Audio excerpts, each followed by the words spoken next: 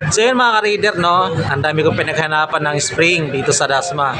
Ayoko rin pumunta kasi ng Imus pa kasi napainit, saka naka-open pipe tayo.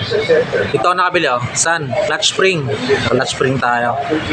So mga ka-reader, sa mga parts ng Raider, no, try nyo dito.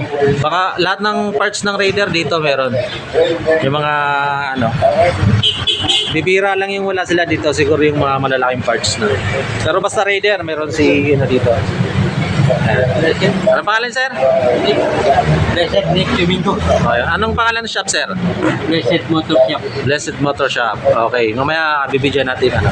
Basta Raider parts, try nyo dito. Okay. Original lang.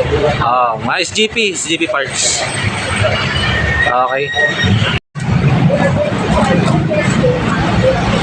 Ayan.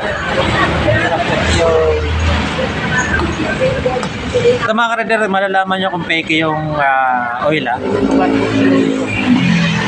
Itong mga to. Ayan yan. Ayan tinitignan. Oo.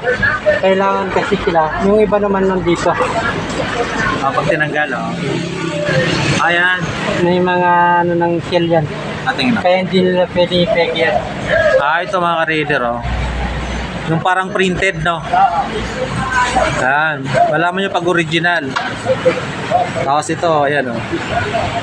Yung iba kasi parang inano lang nila. Didikit. Ito. Nakipeg ito eh. Oh. Pag dinikitan nila ng iba ito, ayan o. Oh. So ito mga ka-reader, tignan nyo na lang yung barcode dito. Ayan. Legit talaga na urig. Ayan, kunting information lang.